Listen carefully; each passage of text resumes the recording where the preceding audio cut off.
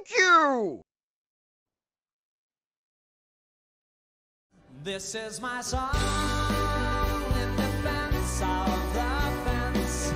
A little sing-along, an anthem to ambivalence. The more you know, the harder you will find it to make up your mind. It doesn't really matter if you find you can't see which grass is greener. Chances are it's neither, and either way it's easier to see the difference. 'Cause it's not that simple.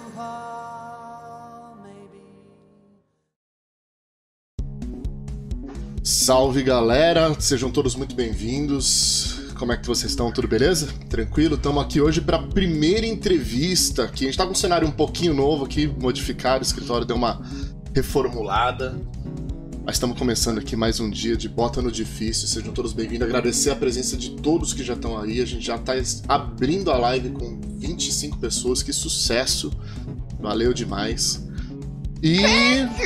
opa, chegando uns follows aí. Galera, hoje eu vou dar uma atenção especial demais, além da galera que tá chegando pros follows, Lidiane, Helena, Linsky, Rafael, a Marciana Pensante, adoro esses nicks, meus queridos. Eu também adoro. Rafael Dom. Além dessa galera toda, Doug, obrigado, meu querido, valeu por se inscrever. Além dessa galera toda que tá chegando aí, eu quero dar um salve muito especial pro convidado do dia, cara. Convidado do dia. Gente, ó, não é porque eu conheço esta pessoa, tá? Mas ele é graduado em História pela UFRJ, doutor em Ciências Sociais pela UERJ, um agrônomo frustrado, professor da CTF-RJ e um baitomão da porra. Estamos aqui hoje com o meu querido, deixa eu jogar ele aqui pra vocês. Aí, é o Álvaro. Como é que você tá, meu querido? Eu tô bem, e você? Como é que tá? Vanessa, as crianças, tudo direitinho? Tudo tranquilo? tudo ótimo, tranquilo. Álvaro Senra, galera. Seja muito bem-vindo aqui pro chat. Seja muito bem-vindo ao programa Bota no Difícil. Felizaço que você está aqui participando com a gente. Eu também estou muito feliz, muito feliz. Tá? Eu adorei sua iniciativa. E eu só critico uma coisa, sei que é uma palestra, é um bate-papo, né? Um bate-papo. Um bate-papo legal sobre temas que não seriam difíceis em outros países, mas que o Brasil todo é difícil, né? A gente acaba fazendo um tema, pode até ter um pouco de polêmica, tá? Porque é o Brasil. Mas eu estou muito feliz de estar aqui, dou boa tarde a todo mundo, não somente a você, meu querido, tá bom? Maravilha, maravilha. E Álvaro, como é que tá essa vida aí no Rio, aí, nesse rolê de pandemia? Uma vida trancada. Uma vida trancada, a gente sai o necessário, né? E uma vida em espera. Tem uma bela definição, né? Nós estamos vivendo uma vida em espera. Uma vida em espera da vacina, uma vida em espera da volta à normalidade, né? Se é possível, se é que haverá uma volta à antiga normalidade. Uma vida em espera, mas uma vida que tem que ser vivida e dela tem que tirar prazer, alegrias, né? O que for possível tirar. Uma vida em espera, com muita leitura, trabalho online, né, um vinho de vez em quando, é uma vida, a gente vive, né? Os nossos antepassados viveram de condições muito piores, né? Com certeza, né? É verdade, com verdade. certeza. E uma dúvida minha, assim, que já gera algumas discussões sobre essa pandemia.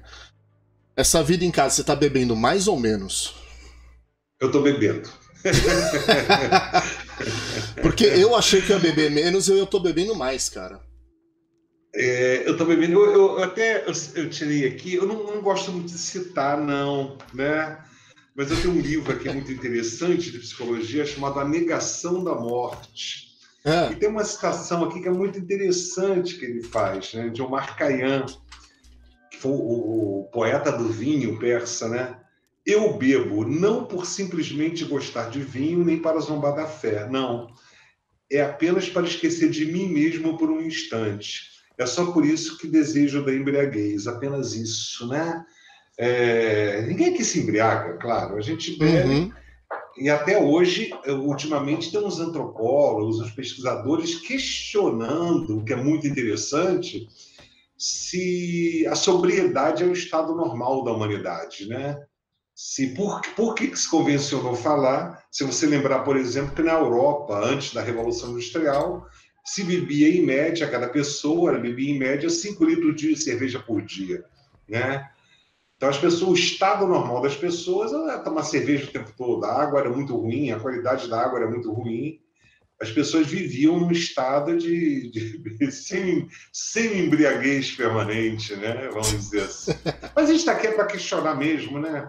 A gente está aqui para questionar mesmo. Então, eu estou tomando meu vinho, minha cerveja e levando a vida como é possível, né? Levando a vida, né? Certíssimo. Bom, já que estamos aqui para questionar, deixa eu te fazer algumas questões aqui. Flamengo ou Fluminense, Álvaro?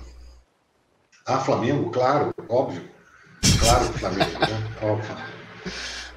Criticamente, Flamengo. Na verdade... Tem briga em casa, não? Eu não sei se eu sou flamenguista ou fui ziquista, né?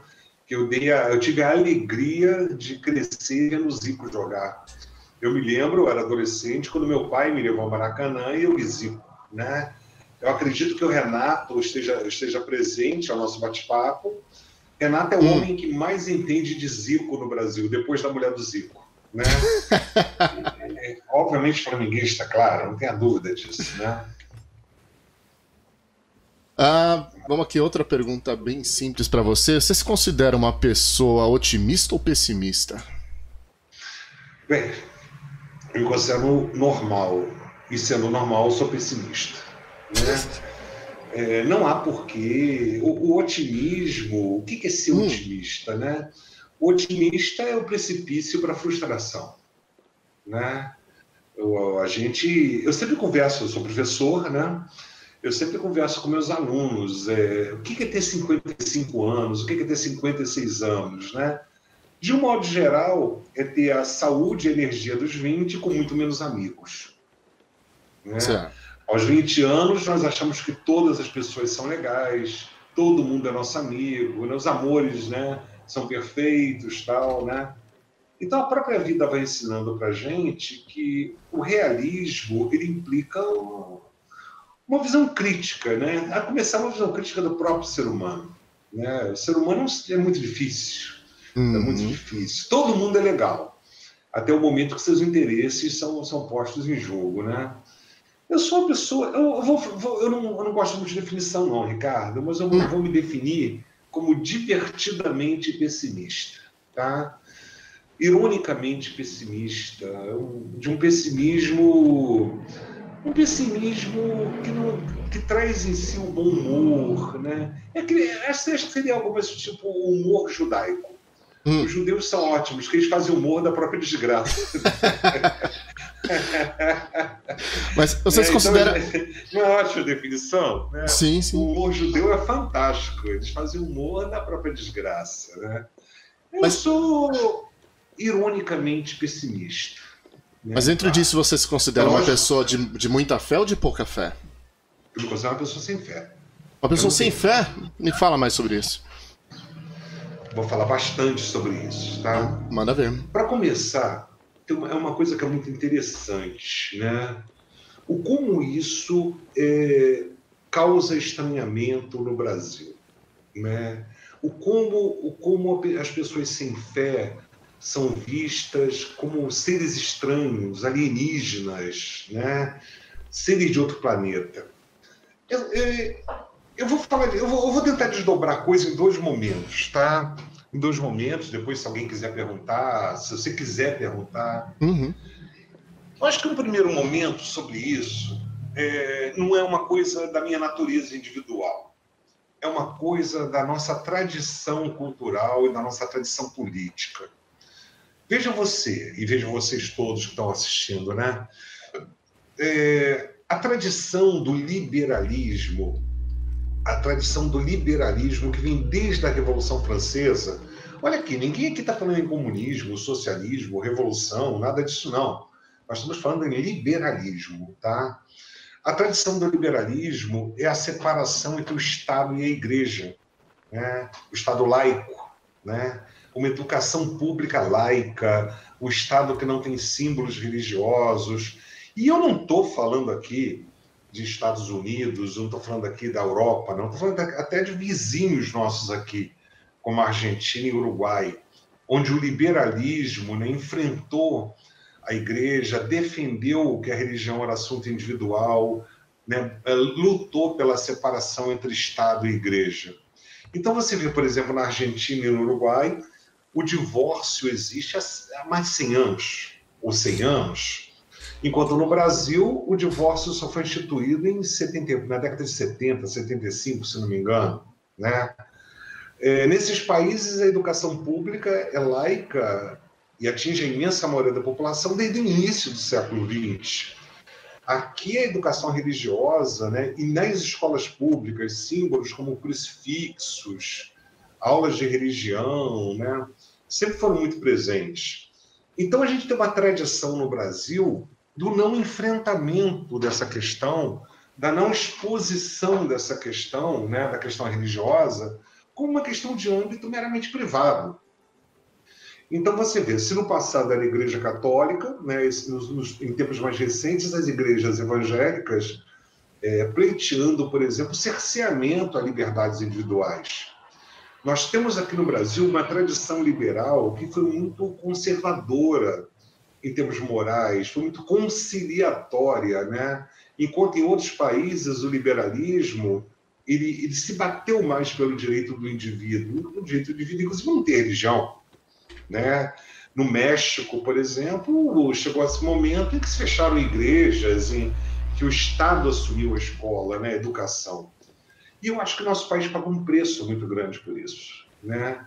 Nós pagamos um preço muito grande por isso, né? Ninguém aqui deseja, eu não conheço ninguém que deseje diminuir a liberdade religiosa. Mas é verdade que há muitos religiosos que desejam diminuir a liberdade de quem não é religioso. Sim, sim. Né?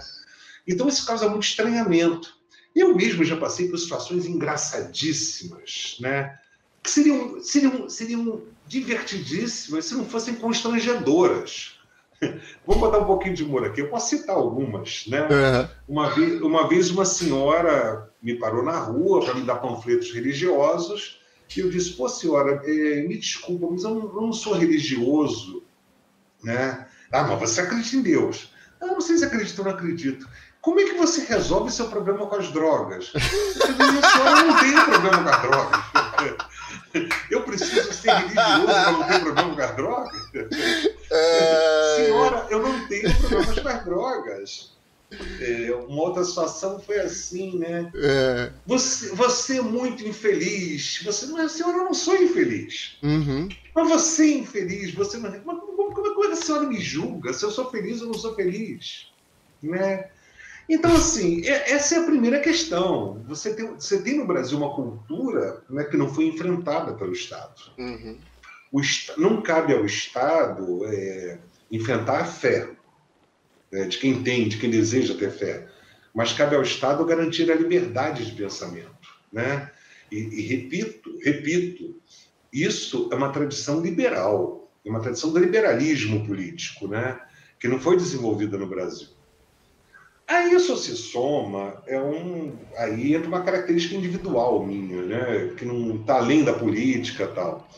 Eu tenho uma personalidade muito desconfiada, sempre fui uma pessoa muito desconfiada, né? Desconfiada de fórmulas prontas, né? Esquemas muito montadinhos, né? E aí, Ricardo, aí eu vou ampliar um pouco isso, né? Essa minha desconfiança, ela não se limita à fé religiosa, ela se limita a qualquer tipo de fé, tá? Que se manifesta como esqueminhas prontos e montados, né, de um mundo perfeito, né? E aí vamos a ideologias políticas, fé religiosa, convicções filosóficas, né? A vida ela é muito, muito imperfeita, né? A vida ela é muito acidentada, né? Os esquemas, né, o iluminismo, o socialismo, né, nas suas várias correntes, né, o liberalismo, eles sempre montaram esqueminhas muito perfeitos para tentar encaixar as pessoas neles. Na verdade, houve pessoas até que disseram que esses esquemas ideológicos são substitutos da fé. Na verdade, são. Né? Tanto que muitos estados criaram rituais políticos que lembram muitos rituais religiosos. Eu tenho um traço de caráter meu, que eu não acho que seja bom ou ruim, né? Um traço de caráter, né? Que eu sou muito desconfiado de fórmulas prontas, né? Então, assim, isso me levou a um distanciamento muito grande. Eu queria fazer uma observação para você, nossos, né, como é que chama? Telespectadores? Eu não sei como é que chama isso. Né? Espectadores, sim. Chama como você quiser, são os difíceis do canal aqui. Eu não... Nada das coisas que eu defendo hoje, ou a minha falta de fé, nada disso veio fruto de um esquema teórico, né? Eu sou filho de uma família cristã, meu pai era protestante, minha mãe era católica, né? E o meu afastamento disso não foi fruto de um insight, de uma elaboração, de um esquema, foi um afastamento gradual, né? A fé é uma coisa muito interessante porque, aparentemente, na minha opinião, ela é uma fortaleza, mas ela também é uma prisão. Essa é a grande questão, né? Ela pode, aparentemente, ser uma fortaleza contra o infortúnio, né? Contra medos, mas ela, na verdade, prende as pessoas a esquemas que acabam cobrando um preço muito grande, né? Então, assim, como eu sou muito desconfiado de esquemas... Entre eles o a pensar, fé né? foi água abaixo, né? Eu respondi a tua primeira pergunta mais ou menos bem? Não, na verdade foi acho que 230% a mais do que eu estava aguardando, então vou tocar nesse assunto. Você acha que toda essa renúncia que você tem, que você fala, com toda essa reflexão, tem muita gente que fala que esse tipo de reflexão deixa as pessoas mais infelizes e pessimistas, e você falou que você é muito pessimista, e até que a ingenuidade é uma bênção algumas vezes, né? O que você acha sobre isso? Você acha que existe mesmo essa relação entre inteligência e pessimismo e infelicidade até? Bem, eu acho que a gente precisa separar as coisas, né? Em primeiro lugar, porque eu acho que a fé e a renúncia à fé, elas não necessariamente têm a ver com a inteligência. Eu acho que seria uma ofensa falar isso e a pessoas de fé que são muito inteligentes. Só para citar o Papa Francisco, é um homem inteligentíssimo, teólogos, né? A fé não é necessariamente um sinônimo de burrice.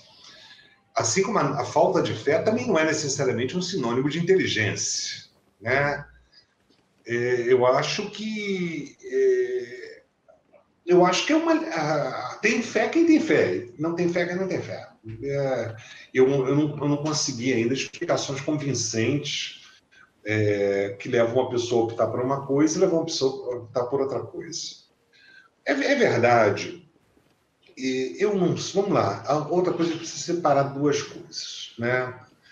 Eu acho que a fé, eu não sei se ela traz felicidade para quem tem, ela traz segurança, tá? Ela traz uma segurança porque ela traz certezas. Se você pegar em um dicionário, ou você pegar em qualquer dicionário, se você pegar na Wikipédia, se você pegar num dicionário filosófico super sofisticado, né, você vai encontrar basicamente que a fé é uma crença em verdades estabelecidas. Né? Verdades estabelecidas nos trazem certezas. Né? Se traz felicidade, eu não sei. Sinceramente, eu não sei. Tá? Eu não sei. Mas eu vou mais fundo, Ricardo. Né? A felicidade também não é uma fé. Né? Eu tenho um grande amigo que diz o seguinte, que a crença na felicidade, né, sobretudo a partir da década de 80, né, quando foi uma década que o hedonismo explode, né, a crença na felicidade, seja ela trazida pelo amor, pelo consumo, pelo sucesso, né, a crença na felicidade torna as pessoas muito infelizes. né?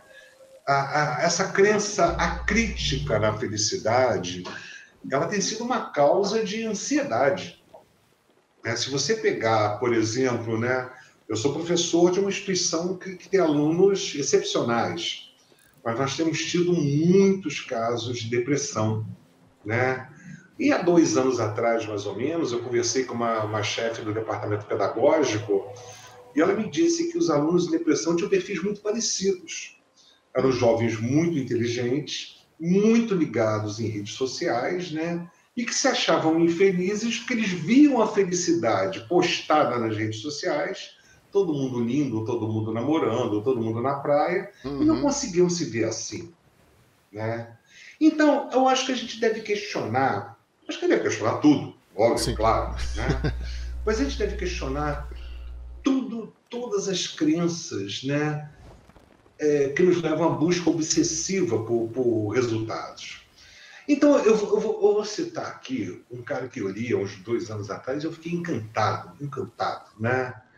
Que ele faz uma proposta que eu sempre repito, que eu acho fantástica, que é o psicanalista lá de São Paulo, Contardo Caligares.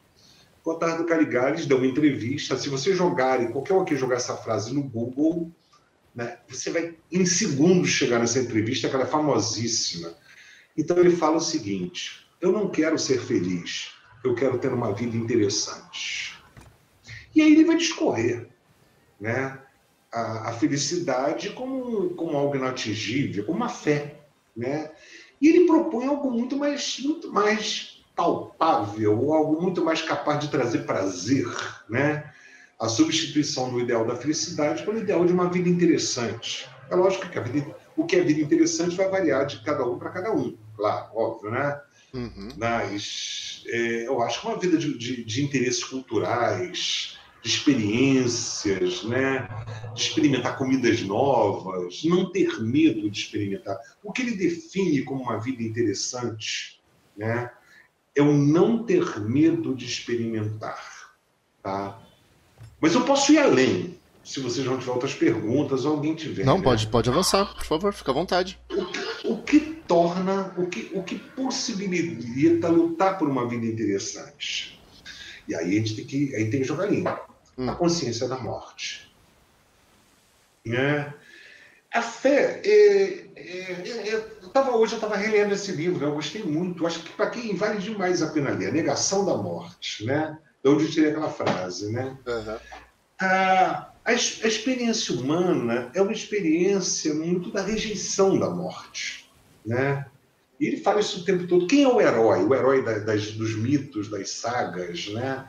O herói da mitologia grega são os homens que enfrentam a morte, né? Que lutam para serem imortais, né?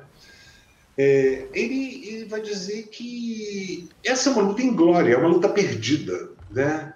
E eu acho que a fé, de alguma maneira, é uma tentativa de encontrar ou conforto ou uma revolta contra o inevitável. Mas aí não se vê um caso muito interessante, uma questão muito interessante, que é, né? O que torna possível uma vida interessante é saber que ela vai acabar. Uma vida eterna, né? Uma vida que não acabasse nunca, seria profundamente entediante. Tem um livro, né? Não sei nem se esse livro está no Prelo, ou se encontra esse livro. Eu li há muitos anos, eu li na juventude. Na juventude eu tive o prazer de conhecer, né, um professor amigo meu ateu. Eu nunca tinha conhecido uma pessoa ateia na vida, né? E ele me deu de presente, emprestou, aliás, um livro chamado Todos os Homens São Mortais, de Simone de Beauvoir. E às vezes eu tenho a impressão que o Highlander é inspirado nesse livro, né? Que é a história de um cara que não morre e não consegue morrer, né? E na medida que ele não consegue morrer, ele vê os amigos dele morrendo, o tempo dele morrendo, né? As coisas passando e a vida dele caindo num tédio, uma vida que é deslocada do tempo dele. A nossa vida, na minha opinião, eu não sou dono da verdade, Ricardo. Se eu fosse dono da verdade, eu estaria negando tudo aquilo que eu estou falando aqui, eu estaria propondo uma verdade, né? Mas, na minha opinião, o sentido da nossa vida está no tempo em que a gente vive, né? A gente tem que estar inserido, de alguma forma, no tempo em que a gente vive, né? É isso, né? Eu não tenho fé. Eu não tenho fé. Sou ironicamente pessimista, né? Uma coisa que é complicada no Brasil é o estranhamento disso. É muito estranho esse estranhamento. Muito estranho, né? Você vê a países, Israel, se não me engano, 30% da população que nega qualquer religiosidade. Vários países. Aqui, as pessoas que não têm fé são vistas como, sei lá, besouros, alienígenas, né? Aqui, Um fenômeno. Um fenômeno. aqui eu não sei se os Comigo. dados são confiáveis ou não, mas falam que se consideram ateus mesmo, ficam em torno de 5% e 15% só se consideram sem religião, né? Enquanto 80% tá convicto. Eu acho engraçado, uma vez eu comentei com meu filho uma coisa muito engraçada. Eu sou tão descrente que nem ateu eu sou. Que tem muitos ateus que fazem do ateísmo uma crença. Uma crença de cabeça para baixo. Sim. Às vezes não sei se é parte tipo, de um ativismo ali, de querer. Ativismo, um ativismo. Eu acho que isso é parte de fazer parte de uma minoria. Acho que é uma questão de você se mostrar ali, já que você é uma minoria, entendeu? Já que você sofre com isso também, então aí você passa a fazer barulho. Acho que isso é um processo meio que normal de acontecer com qualquer... vez vi uma capa da revista Veja sobre o ateísmo no Brasil. Tem alguns anos isso, eu achei muito engraçado. Fulano de tal de uma família de ateus. Eu fiquei pensando assim, eu fico imaginando essa família de ateus rezando, né, pelo nada. Não existe uma família de ateus, não existe um grupo quase religioso que se define como ateu, sabe? É bobagem. O que é interessante, porque na verdade todo mundo nasce ateu, né? Todo mundo nasce ateu. Todo mundo nasce ateu. Não existe criança religiosa, né? E isso é uma discussão que tem na França. Na França, quando se proíbem símbolos religiosos na escola pública, eles falam uma coisa muito interessante. Criança não é religiosa. Criança não tem maturidade para se definir como adepta de uma filosofia, seja ela religiosa ou política, né? Quem é religioso é o pai da criança. A criança não tem religião. Sim. As crianças são seres da natureza, vamos dizer assim, em processo gradativo de inserção na civilização, sei lá, acho que é isso. Né? A criança não tem religião. Quem tem religião é o pai da criança. Sim, tanto que... A criança não é ateu, a criança não é nada. A criança não é nada. Né? Exatamente. A criança é criança. Né? Tanto para cada indivíduo religioso, na verdade, a religião dele é definida tanto geograficamente, né, pela região ali que ela se encontra, as religiões possíveis ali, e principalmente a família e o que ela tem ao alcance dela, né, que vai ser... Eu ia usar a palavra imposto, mas que vai ser ensinado, né? Que vai ser absorvido ali, né? Não é à toa que nas religiões, né, mais ativas é muito forte o combate à educação pública, né? E também é muito forte a ideia de que a família se responsabiliza pela educação, né? O problema da família se responsabilizar pela educação é que você não tem a possibilidade da educação como um nivelador social, já que as condições de cada família são diferentes uma da outra, né? Sim. A escola é um grande democratizador. A escola, uma boa escola, né? Uma boa escola pública, laica, né? Uma boa escola para todos, seria um democratizador. E aí cada um segue o caminho que quiser. Aí cada um segue o caminho que quiser. Né? Seria mais justo. As famílias vão manter as crianças dentro ou da sua organização ou da sua desorganização, né? Ou da sua capacidade de educar ou da sua capacidade de não educar. Então você não tem um nivelador nisso aí, né? Acaba que a religião gira muito em torno também, e essa discussão toda, acho que também, da necessidade das coisas fazerem sentido. Você não tem essa percepção também? Sei lá, e até a dificuldade que as pessoas têm em aceitar de que não necessariamente alguma coisa faça sentido, né? Bem,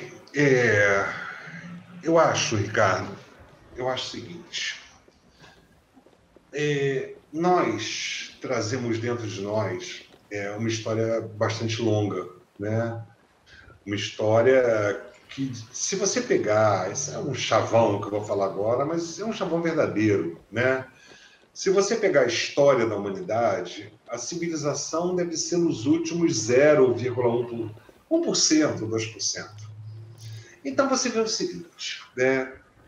O pensamento humano, né? Há vários historiadores, né? Teve um grande historiador, Brodel, que dizia isso, né? A sociedade muda numa velocidade, mas o pensamento muda de forma muito mais lenta. Thank you! Se você pegar a imensa maioria da história da humanidade, o homem... vamos trabalhar duas coisas aqui. O homem lidou com fenômenos que ele não sabia explicar. Né? As estrelas, né? Tanto que o pavor de todos os povos antigos, o pavor, o pânico, é quando uma certa ordem que ele observava diariamente era rompida. Os povos antigos tinham pavor de eclipse. Por quê? Porque a cada dia sucedia uma noite, a cada noite sucedia um dia, de repente, bum, vem um negócio que quebra tudo. A ordem natural era quebrada, né? Então, assim, aquilo que a gente consegue, o que o homem consegue explicar, ele consegue explicar, mas o que ele não consegue explicar, ele vai ter que apelar a outras formas de explicação, né? Essa é a primeira questão. A segunda questão, isso é muito, muito forte na nossa psicologia, né? É que o nosso pensamento ele sempre foi muito binário, né? O pensamento humano ele se construiu sobre uma natureza binária.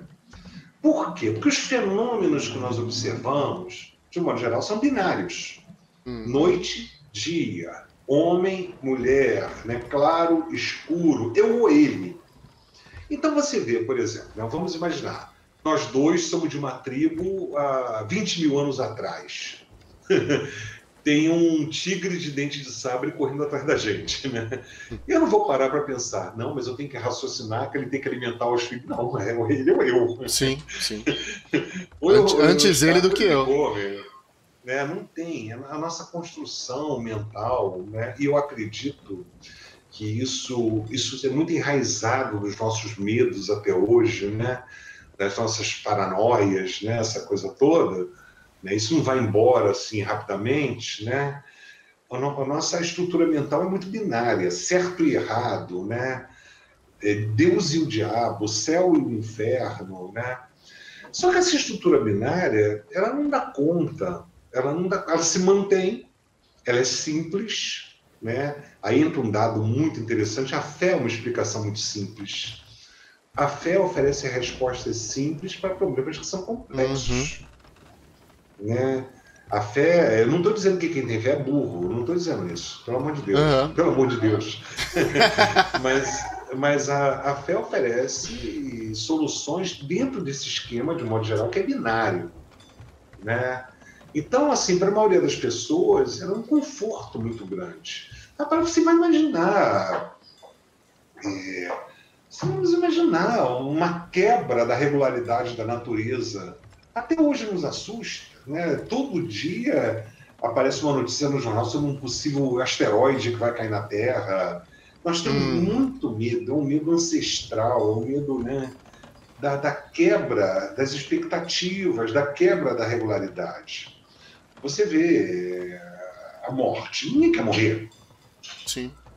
Mas nós, de um modo geral, nós aceitamos muito mais a morte de um idoso do que de uma criança. A morte de uma criança lembra a gente a fragilidade, né? Lembra a gente que os ciclos naturais podem não ser completados, né? Lembra a gente que a fragilidade é uma coisa permanente, não apenas uma época da vida. Então, assim, é uma estrutura que entra com muita facilidade, né? Não é simples abrir mão da fé. Não é simples abrir mão. Mas é uma segurança, a meu ver, ilusória. A meu ver, é uma segurança ilusória, tá? É uma segurança que nos dá o conforto, um conforto equivalente a você ficar dentro de casa e vou ter uma guerra lá fora, né? é um conforto que pode ser rompido até pelas evidências, né, do dia a dia, da prática das pessoas, etc. Né? Gente, o papo tá ótimo, já foram 50 minutos de conversa. Parece, né? Não parece. Não, tá show demais, tá show demais. Eu vou abrir aqui, deixa eu dar uma olhada aqui no chat. Deixa eu ver se tem alguém com alguma questão que queira levantar. O pessoal que tá participando aqui com a gente, tá? Duas coisas, para quem tá só assistindo, para você interagir com o chat, você tem que tá logado pela Twitch, tá? A inscrição é gratuita, tá? É só para evitar alguns spams e alguns haters, algumas coisas assim, então as pessoas são obrigadas a se registrar pela Twitch. Tá, ok? Espero que vocês estejam gostando aí desse bate-papo. Álvaro, enquanto a gente espera aqui o chat, eu vou fazer aquela perguntinha fela da puta que todo ator adora. A minha pergunta é a seguinte: se ao morrer você desse de cara com Deus, o Deus que você quiser, pode escolher, qualquer um, o que você diria pra ele? Bem, vamos lá. Primeira coisa é que eu não acho que eu vou dar de cara com Deus. Não, eu também não, mas é só pra... um acaso. Eu acho que eu vou dar de cara com algo que era igual a antes de eu nascer, né? Tem um grande cientista, o Richard Dawkins, que fala isso. O que é morrer? É igual antes de nascer. E eu não tenho reclamação nenhuma do que eu era antes de nascer. Mas eu dei de cara com Deus, né? Qual Deus seria? Desculpa a pergunta. Qual Deus eu ia dizer pra ele o seguinte: eu não quero ficar com o pessoal que te cultua, não, bicho. Eu quero ficar longe do pessoal que falava em você lá na Terra, tá bom? Pode ser um bom sinal que ele mesmo não tem saco pra atorar o Malafaia, né? As pessoas da vida, não. Mas eu quero ficar longe, eu não tô a fim de ficar a vida inteira aturando essa gente, não, hein? Me devolve. Eu não venho contra Deus, não. Eu não venho contra Deus, não. Eu venho contra o que eu tinha antes de nascer. Provavelmente, não, certamente, né? E não era ruim, não. Eu não tenho reclamação nenhuma, não. Assim como ele, eu não tenho reclamação nenhuma, não. Eu posso dizer que eu tenho boas recordações. Ou pelo menos não tenho recordação nenhuma, né? É uma pergunta filha da puta, né? Pra caralho, mas eu adoro ela.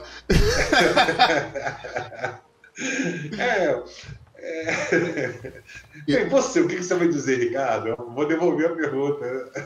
Cara, eu acho que eu daria uma bronca nele. Se eu tivesse a chance de encontrar com ele, acho que eu dava uma bronca nele. Eu falava, porra, cara, precisava de tudo isso, mano. Precisava desse caos todo, não dava pra fazer... Já que você criou essa porra toda, não dá pra fazer um negócio mais bonitinho, sem umas doenças aí, sem esse caos, tirar as maldades aí. Porra, dava pra ter feito essa merda melhor, né, cara? Eu faria um único pedido. Me bota diante de todos os livros que já foram publicados e todos os filmes que já foram feitos. E tem algumas pessoas que eu gostaria de ler os livros juntos e ver os filmes juntos. Ponto, acabou. Mas deixa pra lá. Isso eu acho, para começar, vamos jogar limpo, jogar duro, né? Discutir coisas que a gente não tem como, é uma perda de tempo. É uma perda de tempo você discutir o que não é palpável, né? O que não é palpável, né? É que nem discutir civilizações extraterrestres, né? Como se diz, hipóteses extraordinárias requerem evidências extraordinárias, né? O dia que descobrir, a gente discute, né? Discutir isso tudo se você não tem você não tem base, você não tem elementos, tá? Você não tem nenhum elemento, né, que aponte para uma discussão além da vida que a gente tem, né? Uma vida que é muito rápida, uma vida que é um nada diante do tempo que dura. Ricardo, radicalizando ainda mais, né? Eu gosto muito de ciência, eu discuto ciência com meus alunos o tempo todo. tá? Eu gosto, embora seja professor de história, eu adoro falar de ciência. E eu gosto muito da página de ciência da versão brasileira do El País, né? Uhum. E outro dia vi umas cientistas europeias falando que você pode ter quebra no mecanismo de física do universo e o universo pode acabar a qualquer momento. E o cientista perguntou para ele algo que seria equivalente à pergunta que você me fez. Ele, e aí? E é o seguinte, é profundamente libertador, Ricardo, não ter expectativa. Vamos lá. Não ter É livre de uma pressão, é algo né? profundamente libertador. Né? Você pode me perguntar isso. Você é tranquilo diante disso? Claro que não. Claro que não. Eu sou tranquilo dentro do possível. Né? Uhum. Obviamente que a gente é tranquilo dentro do possível, mas é libertador. Eu não estou dizendo que é fácil. Uhum. Eu não estou dizendo que é fácil. Eu estou dizendo que é libertador. É libertador, Ricardo, você saber que seus atos são fruto das suas decisões e não da imposição de um ser divino poderoso. Uhum. É libertador, né, você achar que os seus erros na vida adulta são erros de adulto. Cabe pedir desculpa a quem você errou, cabe corrigir os erros, cabe fazer autocrítica permanente. É libertador saber que os rumos da nossa vida, tá, dentro dos nossos limites sociais. Eu sou filho de uma família pobre, né? Então eu sei que eu não vou ter o domínio de línguas estrangeiras que meu filho, que é de classe média, vai ter. Sei disso. Uhum. Né? Mas dentro das minhas possibilidades, eu expando meus limites. Né? É libertador não depender, né? Não pôr sua vida em elementos externos, em forças externas. Então, por exemplo, você pode perguntar assim, você é intolerante com quem tem fé? Não. Mas eu não suporto horóscopo, por exemplo. Não suporto. Eu acho um absurdo você acreditar em algo, né, em que tua vida é fruto de Vênus que está fazendo isso, que está cruzando. Que isso está influenciando. Vai merda, né? Agora vamos lá, vai merda, né? Eu sei que deve ter uma amiga me ouvindo aí que você Tá tendo amiga, infarto mas, agora. pelo amor de Deus. Né? Então, assim, eu estou pleiteando aqui, né, a dor e a delícia de ser livre, de ser um homem livre. Uhum. Sabendo que eu tenho um tempo. Né? Sabendo que a gente não vai resolver tudo, que a gente não vai resolver tudo, que todos os problemas da vida não serão resolvidos. Né? A gente não vai ter um amor perfeito, a gente não vai ter uma vida perfeita. Se houvesse uma filosofia religiosa, tá, que talvez pudesse me aproximar mais disso, seria o budismo. Mas o budismo vulgar, que eu também não entendo tanto assim. Como diz um amigo meu, o budismo é a teorização do foda-se. Né? Mas também vai ter as outras chatices deles também, karma, essa coisa toda, eu tô fora. Tá bom? Vamos lá, o papo, eu tô livre. Esse papo pode continuar. É selecionar o que é de melhor de cada parte, montar. Tem muita gente que tá fazendo isso atualmente, né? O cara pega cada parte que ele acha interessante de cada religião ali e monta a crença dele, né? Hoje em dia tá crescendo muito isso, né? Ele é um cara pragmático. Mas toda religião, Ricardo, é pragmática. Toda religião é uma adaptação de alguns princípios, tá, a uma cultura. Toda religião tem uma natureza pragmática. Né? O que é pecado para um não é pecado para outra. Né? E o que não é pecado para um é aquilo que a cultura faz. Né? Na Jamaica, o pessoal fumava maconha, mas era pecado. Então criaram uma religião que fumar maconha não é pecado. Uhum. As religiões são extremamente pragmáticas. Eu tenho um amigo que estudava Umbanda e foi uma vez em Macaé, né, que é uma cidade petrolífera, né, do Rio de Janeiro, né, muito importante. E lá no centro de Umbanda tinha um caboclo vestido com o uniforme da Petrobras. Um caboclo petroleiro que protegia, né? Aqui no Rio de Janeiro, aí em Minas não tem muito não, mas eu acho um barato, né? O culto a São Jorge. Daí uma vez eu estava com meu filho no Rio de São Jorge e pai, olha só isso, né? É churrasco, é não sei o quê. Eu falei, filho, por isso que o pessoal gosta de São Jorge. Para gostar dos outros santos, tem que ficar uma noite inteira sem comer, em jejum. São Jorge, o pessoal faz uma cachaçada em homenagem a São Jorge, né? Uma feijoada em homenagem. Pô, tu vai cultuar o santo enchendo a cara, né? Comendo feijoada, é bom pra caramba, né? É justo, é justo. É bom, né? Interessa, né? E de graça. Porra, então. Podia chamar a gente, eu até animo. Eu tive uns alunos, essa história é muito engraçada. Talvez os melhores alunos que eu já tive foram os alunos do Cefet do Rio de Janeiro e Nova Iguaçu, no campus de Nova Iguaçu. Nova Iguaçu é uma cidade enorme na Baixada Fluminense. Uma cidade que tem bairros muito ricos, bairros muito pobres, uma cidade enorme. E um grupo de alunos lá, eles criaram uma religião, o culto a Belfor Roxo. Belfor Roxo é quase uma periferia. É quase uma periferia de Nova Iguaçu, né? Uma cidade ao contrário de Nova Iguaçu, o Belfor Roxo é muito pobre e tal. Eu falei, o que é isso? É uma religião que nós criamos, o belforrochismo. Mas o que é isso? É o culto radical à realidade. E a teoria dos caras era o seguinte, professor, a gente não sabe se Deus existe, mas Belfor Roxo existe. É um bom ponto de vista. Então eles criaram uma religião que era o culto radical à realidade. Eu achava... Aquela molecada era o máximo, eles eram muito engraçados, muito legais. Muito divertido. Isso já é um pouco antiga, essa questão de se criar religiões que são para criticar ou satirizar religiões, né? Nos Estados Unidos você tem o Church of Bacon, que venera o bacon, e aqui no Brasil você tem o batatismo, que venera a batata. Aqui no Brasil ela não é oficializada, mas nos Estados Unidos o do bacon é oficializado, ele é uma religião mesmo, é um negócio seríssimo lá, cara. A galera tem casamento, tudo. E, eu porra, não sei se o Renato tá vendo a gente, e bacon é vida, né, cara? Bacon eu sei que na Argentina tinha uma religião maradonista, né? Eles estavam que Maradona era Deus. Não sei se... Mas eu, conhecendo a Argentina, é provável que isso seja sério. Que eles considerem que Maradona fosse um Deus, né? O Renato vai falar sobre Maradona, né? Para eles o cara era um deus, né? Uma coisa assim, né? É muito pragmatismo. E eu acredito, inclusive, que a maioria das pessoas, ou uma boa parte delas, né, vê na religião, cara, eu não estou conseguindo encontrar um termo melhor, sabia? Eu vou usar um termo meio pesado. Manda ver, aqui é livre. Mas aqui é para isso mesmo, né? Não, aqui é dedo no cu e gritaria, pode falar à vontade.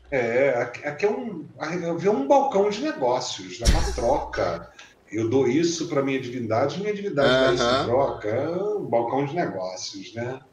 É um jogo, o culto aos santos é muito isso, é um jogo de tomar lá da cá, né? Parece vereador de cidade interior, né? O santo é como se fosse um vereador. Não, e tem alguns quadros do Porta do Fundo que tiram sarro disso, do Santos ficando puto, porque, porra, eu não aguento mais comer essa porra dessa farofa com frango. Manda um sashimi aí pra mim, caralho.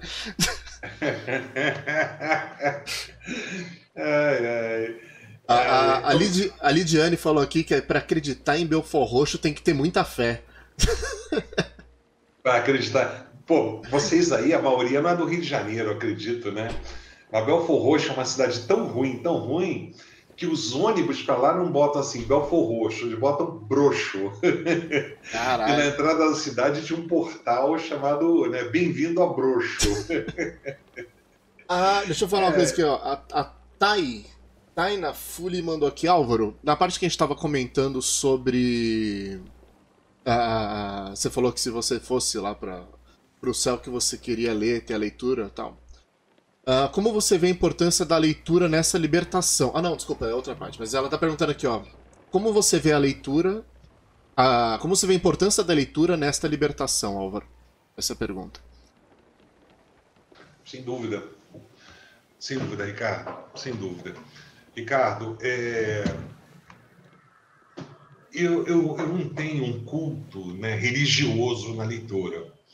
Muita gente lê, mas a leitura, sem dúvida, né? Eu falo aqui a leitura não somente da história, da ciência, mas da literatura, né? A filosofia, a literatura é muito importante, justamente porque ela tira o mundo do preto e branco, né? É uma boa literatura, uma literatura clássica, uma literatura crítica, né? Tainá, assim, a gente tem muito risco, né, em botar fórmulas, né? Mas a impressão que eu tenho é que quanto mais escolarizado um país, quanto mais culto um povo, menos religioso ele é. Tá? Eu acho que a gente pode estabelecer essa fórmula, provavelmente há exceções, né?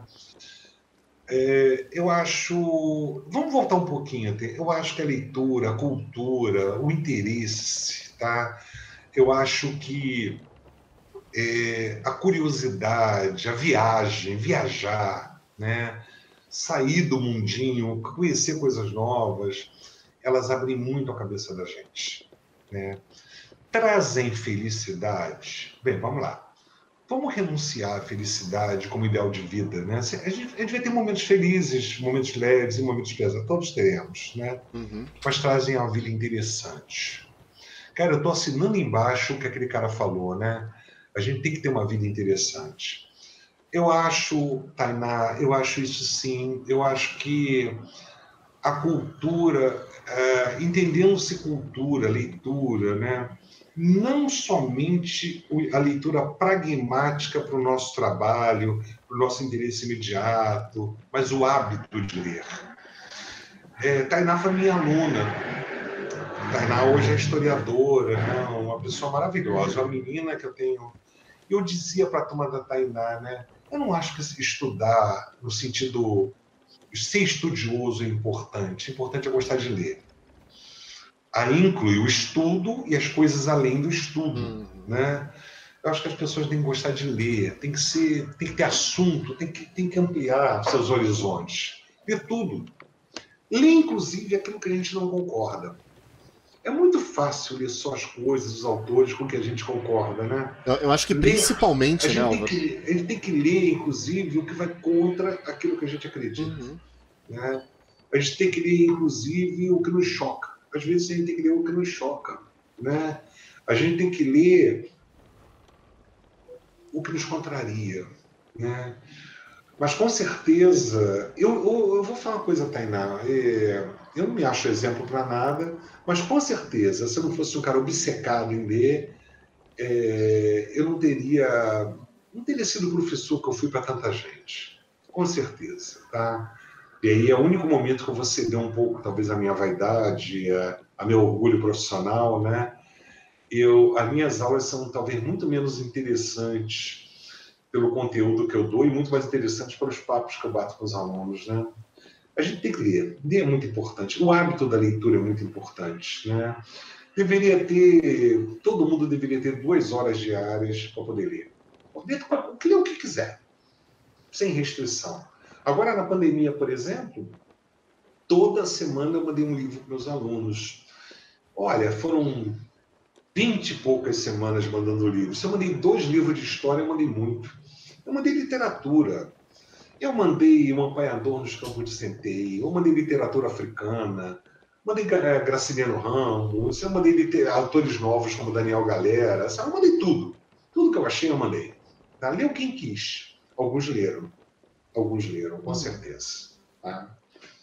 É verdade, Tainá, eu concordo com você. Tá? Aproveitando a brecha que você falou aqui, sobre questão de lecionar, a Helena Duartec mandou: ser professor com essa coisa da intromissão da religião nas escolas deve estar sendo pesado. Como você está lidando com essas situações? Lidiane, Helena, eu sou professor federal. Eu sou professor de uma escola técnica federal, uma instituição federal. Nós não somos muito afetados por isso, não. Tá? Mas nos municípios, em algumas escolas do estado, isso está muito pesado. Está muito pesado, inclusive afetando o cumprimento de leis. Né? A Lei 10.639, por exemplo, né? Que obriga o ensino de cultura afro-brasileira e de história da África. Né? Há muita reação de pais, de próprio professor, preconceitos. Né? Onde eu dou aula, nós não somos muito afetados por isso, não. Tá? E eu acredito que as tentativas vão enfrentar uma resistência muito forte. Só que tem o seguinte, né, Helena? Onde eu dou aula, não pega 3, 4% dos estudantes brasileiros. A imensa maioria estuda em escolas municipais. Aí tá muito pesado. Tá pesado pelos professores, que em grande parte são religiosos, tá? E confundem seu espaço de trabalho com o espaço da sua fé. Está pesado pelas políticas municipais, está pesado pela organização dos pais, né? Tá muito pesado. Eu não tenho enfrentado problemas, não. Tá? Eu não tenho, e eu desconheço. Houve alguns casos, mas mais em questão política, com algumas professoras, né? Sobre a questão da evolução e tal, mas eu nunca fui afetado, não. Tá? Mas eu sei que está pesado, sim. Está pesado, né? Chat tem mais alguma pergunta? Mais alguém com mais alguma dúvida? Álvaro, eu já quero agradecer desde agora, enquanto o chat aqui está se pronunciando, quero agradecer demais por você ter topado essa doideira de vir aqui pro canal. Agradecer demais por você estar aqui comigo hoje. Mas é muito bom mesmo, muito bom mesmo. A farofeira cansada falou que não acredita que vai acabar. E ela quer mais, quer mais chat. Que nome sensacional. Farofeira demais, o quê? é? Farofeira cansada. Farofeira cansada. Eu adoro os nicks que entram aqui, cara. É um melhor do que o outro.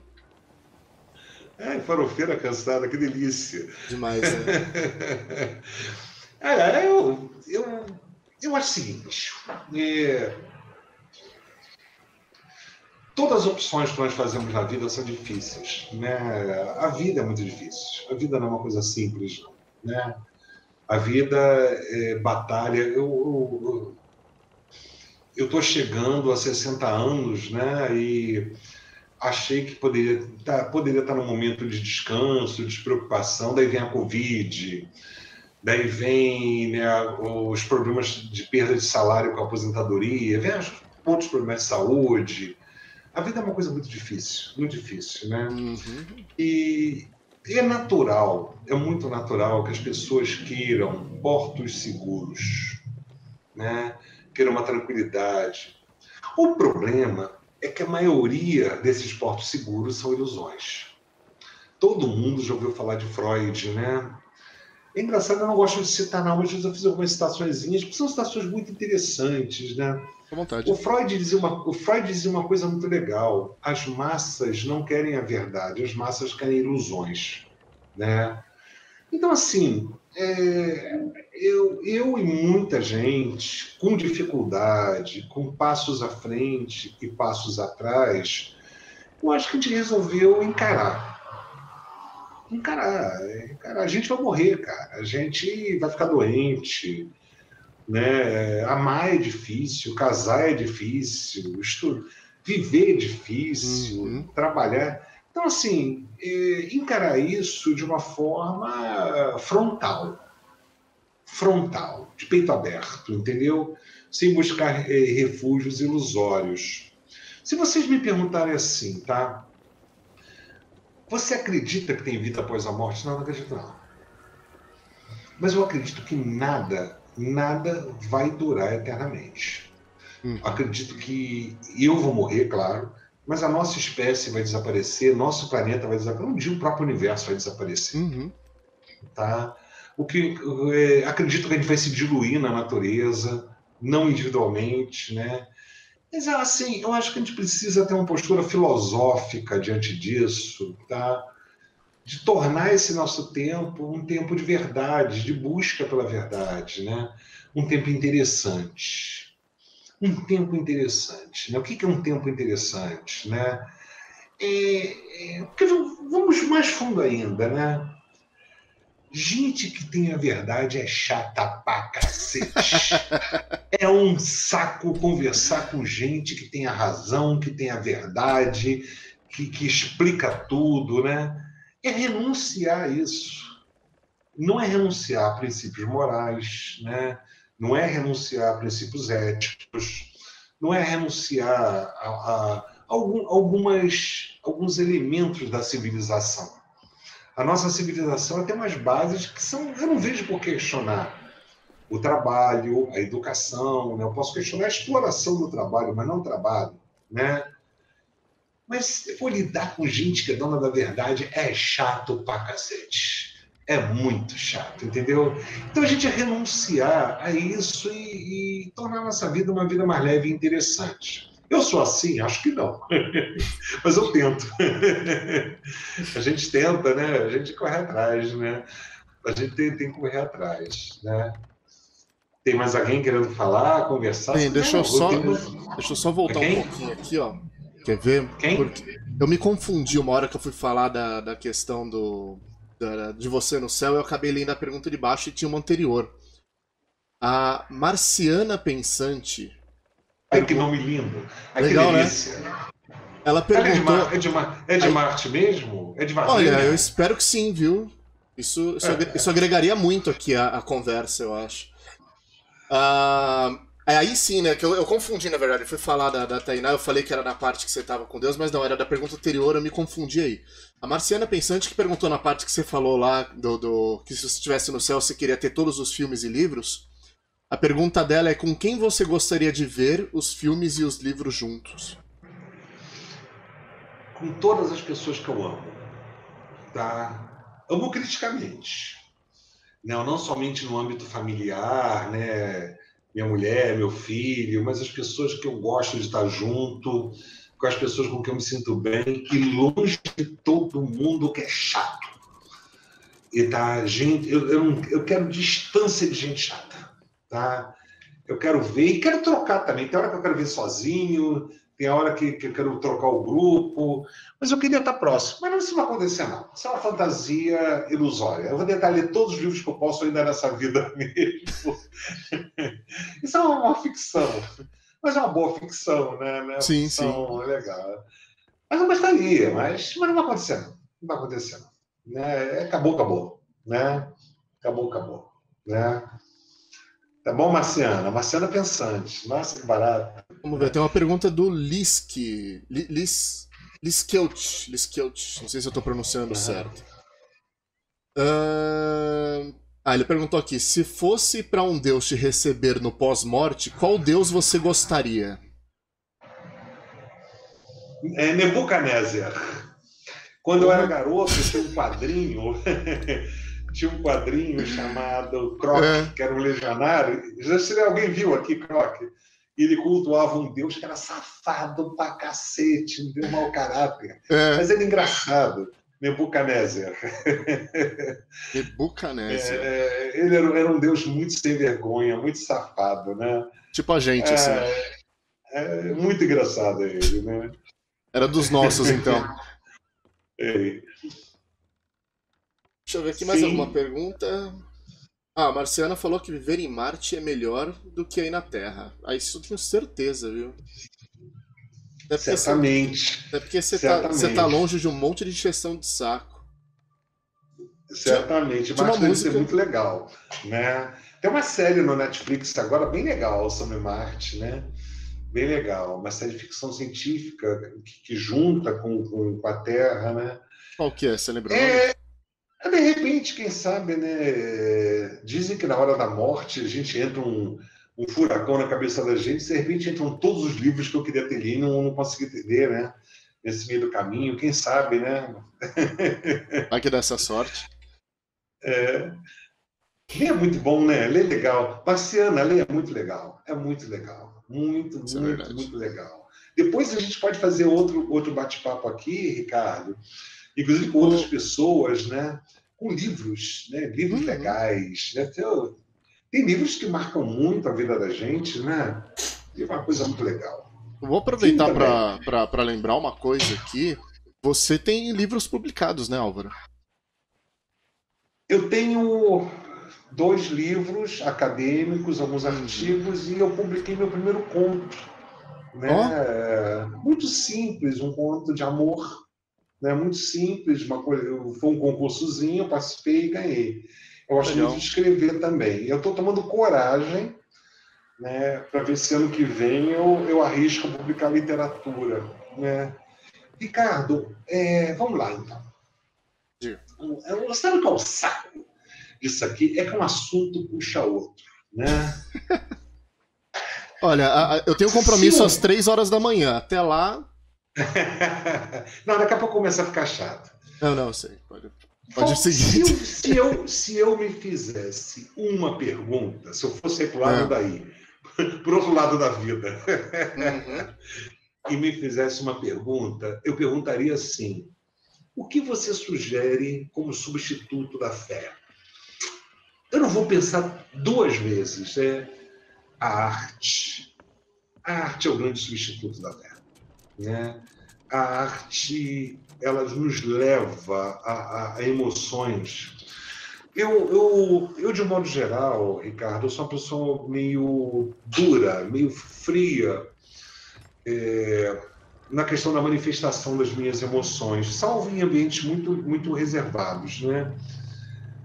Mas uma vez quando eu vi ao meu lado as obras de Van Gogh, né? O cara, será que eu posso dizer assim, um cara que transformou a loucura dele em arte? Cara, eu desmontei. A arte, alguns podem dizer, né? Só Deus nos salva. Vamos lá, vou dar uma contra-afirmação. O que pode nos salvar é a arte. E por arte eu englobo tudo, né? Tudo que toca a nossa sensibilidade, a nossa consciência de que o tempo é curto, né? A música, a literatura, o cinema, né? Tudo isso, né, é que nos salva. Nos salva o quê? Aquilo que dentro de nós tem um tempo curto para se manifestar, a nossa humanidade. Eu acho que a arte nos salva. A arte nos salva. É um chavão. Estou falando um chavão. Não tem como fugir, às vezes, do chavão. Mas a arte nos salva, Marciana. Marciana o que mesmo? Marciana estudiosa? Marciana, Marciana pensante. Pensante, que barato. Marciana, a arte nos salva, tá? Helena mandou aqui os parabéns, porque a gente está lidando com alguns assuntos que são mais polêmicos, com uma leveza maravilhosa.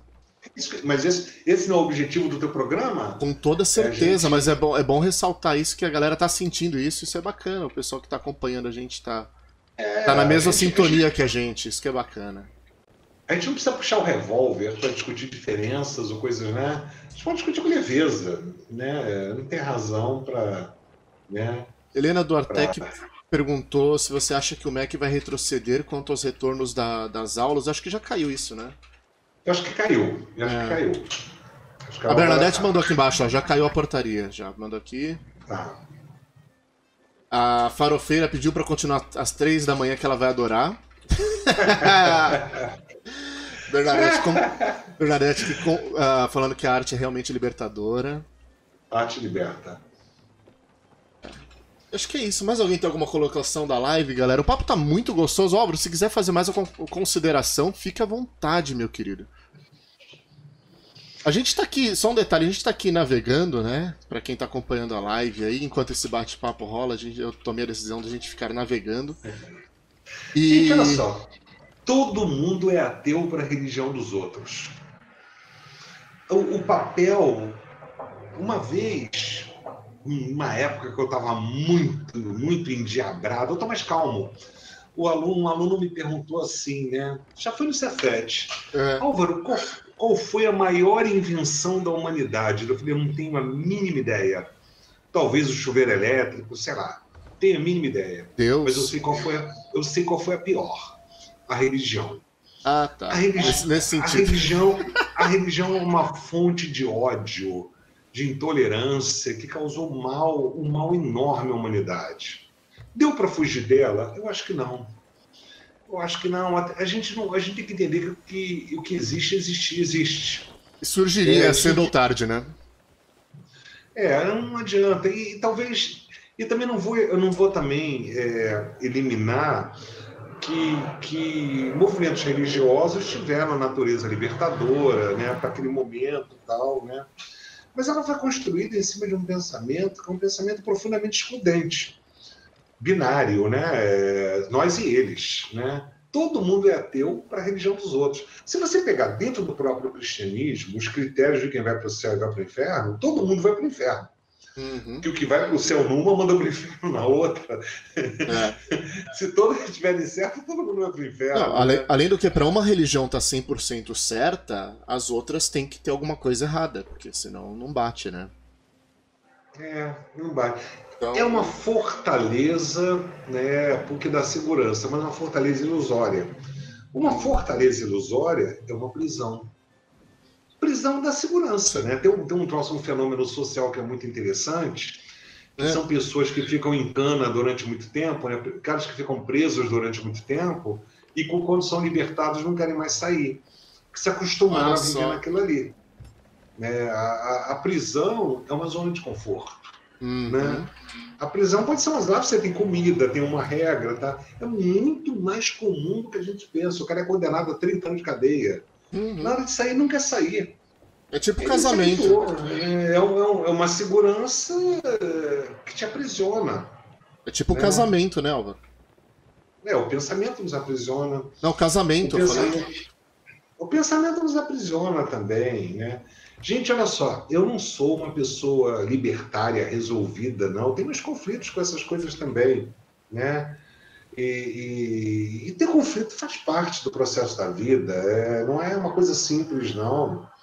Tem hora que a gente está seguro do que a gente pensa, tem hora que a gente está inseguro, né? A gente tem nossas paranoias, né? Essa é a condição humana. Querer lutar contra isso é muito melhor, de repente, a gente aceitar isso e procurar ter uma vida mais leve. Né? A gente ser um herói, né?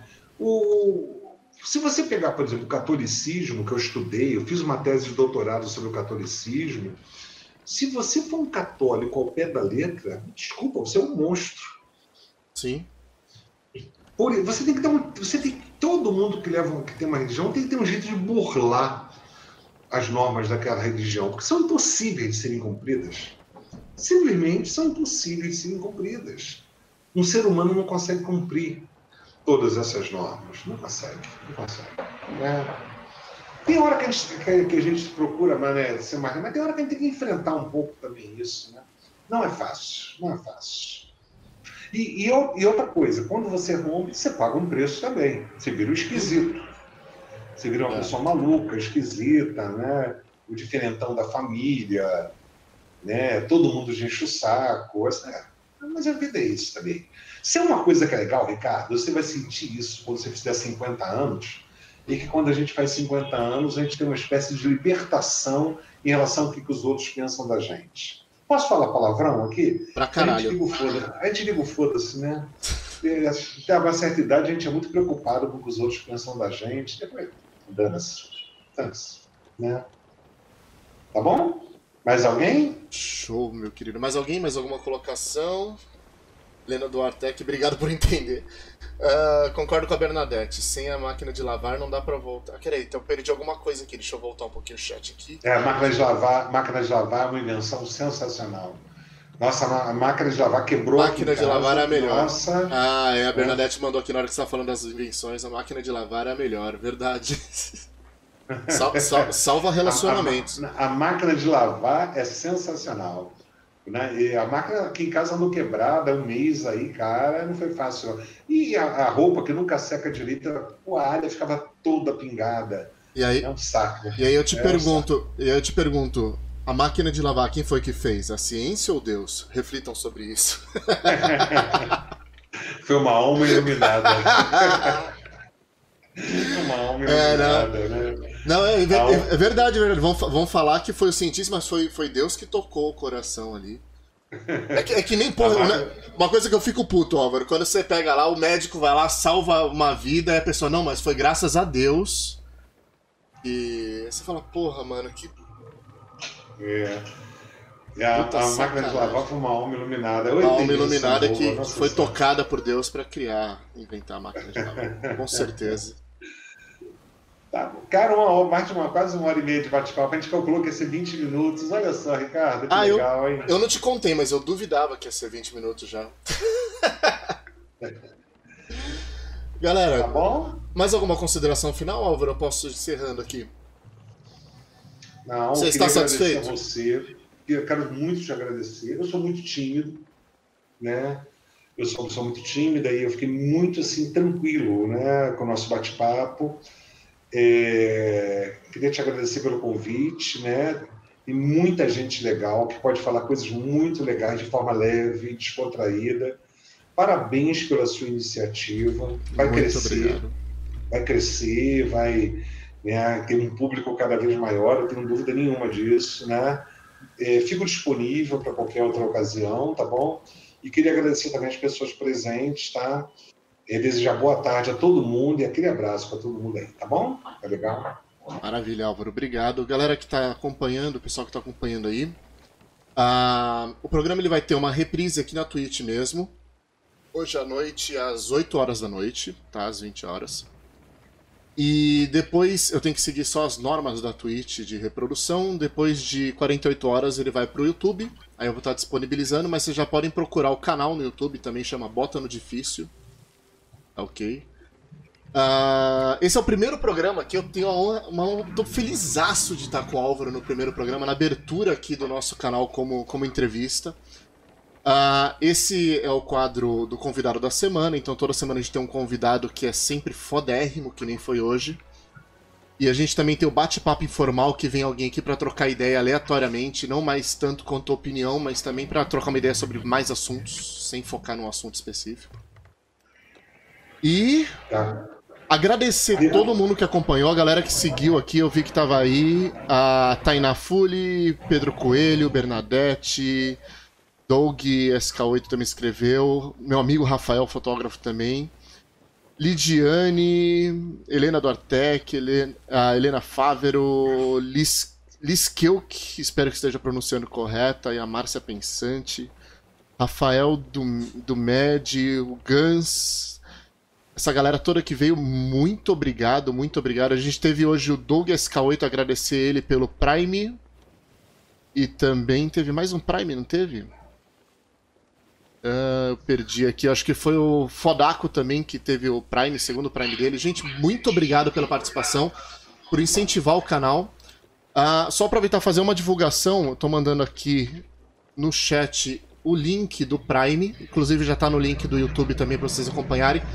O pessoal que tem Prime Video, tá, o Amazon Prime ou Prime Video, tem uma forma, acompanhando esse vídeo que mandei o link aí agora, de acompanhar e ajudar o canal gratuitamente, tá? Vocês incentivam o canal de uma forma gratuita, tá? Gente, muito obrigado mesmo, Álvaro. Muito obrigado pela sua presença. Nada, eu que agradeço, tá bom? Eu vou concluir legal? Aqui só com uma coisa. Depois você me manda o programa pelo YouTube, que eu vou dar uma replicada nele, tá? O link do YouTube, com tá certeza, bom? pode deixar que eu vou encaminhar para você sim, para todo mundo aqui da live. E só fazer a última reflexão aqui, que a gente tá aqui fazendo, navegando aqui pelos mares, tá? Enquanto a gente conversa nessa live. E a referência que eu peguei foi por questão do Amir Klink. O Amir Klink tem uma reflexão que ele faz sobre a vida, que ele fala que a vida é que nem você tá no barco no mar. Você tem que aceitar que uma hora o barco vai virar, uma hora vai dar merda, e você não adianta surtar. Você tem que ter a calma de resolver as coisas ali e já sair com a cabeça de que uma hora as coisas dão merda e que tudo se resolve no final. Álvaro, muito obrigado, valeu pela presença. Todos estamos encerrando aqui e até a próxima, galera. Falou! Até a próxima, queridos. Um abraço, tá? Tchau. This is my song in defense of the fence. A little sing-along, an anthem to ambivalence. The more you know, the harder you will find it to make up your mind. It doesn't really matter if you find you can't see which grass is greener. Chances are it's neither, and either way it's easier. See the difference, 'cause it's not that simple.